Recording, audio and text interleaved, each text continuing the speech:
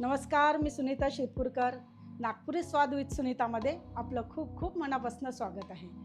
आज मी तुम्हाला दाखवणार आहे फुटाण्यापासून तयार केलेलं असं थंडगार शरबत. फुटाण्यापासून शरबत तयार करायला आपल्याला लागणारं साहित्य, त्यासाठी लागणारे फुटाणे, काही ठिकाणी याला चणे पण म्हटल्या जातात, आपल्या इकडे याला फुटाणे म्हणतात. सोप लागेल थोडी, जिरं, पुदिना, थोडेसे कांद्याचे काप, लाल मिरची लागेल, दही लागेल थोडं चवीपुरतं, गोडलिंब, चवीपुरती साखर, विलायची पावडर आणि मीठ.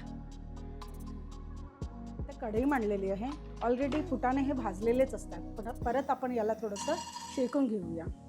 थोडे साल असले तरी चालू शकतं. यामध्ये थोडी सोप टाकून देऊ, थोडं जिरं टाकायचं, थोडासा आलाचा तुकडा, 2 मिरचे, मीठ टाकूया आणि गोडलिंब. ऑलरेडी कसं आहे ना, हे जे फुटाणे असतात ते भाजलेले असतात, त्यामुळे आपल्याला जास्त याला भाजायचं नाही आहे, थोडंसं असं शेक द्यायचं आहे याला.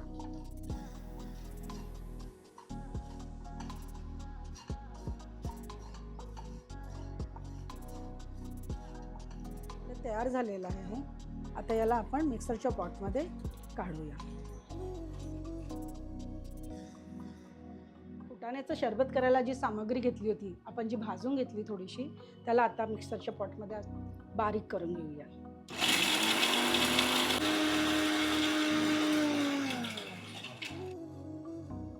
आपली सामग्री ही छान बारीक झालेली आहे आणि सुगंध पण खूप सुंदर येतो आहे याचा. आपण आता हे काढून घेऊया. शरबत बनवायला आपण 2 ग्लास पाणी घेतलेलं आहे.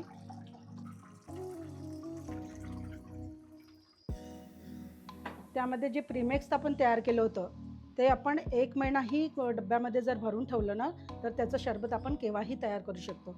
ते आपण तयार केलेलं आहे. याच्यामध्ये 2 ते 3 चम्मच टाकूया. यामध्ये हा पुदिना, मिरच्या टाकूया.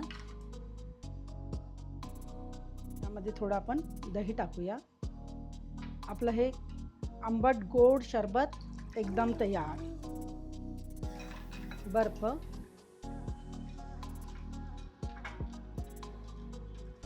नागपूरमध्ये खूप गरमी असते आणि हे थंडगार शरबत जर प्यालं तर आपल्या शरीराला पौष्टिक असं शरबत पण मिळेल आणि थंडावा पण. हे शरबत सर्व करूया.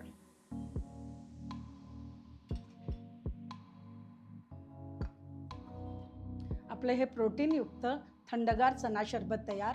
तुम्ही पण घरी तयार करून बघा आणि नक्की कमेंट्समध्ये मला कळवा कसं झालं ते.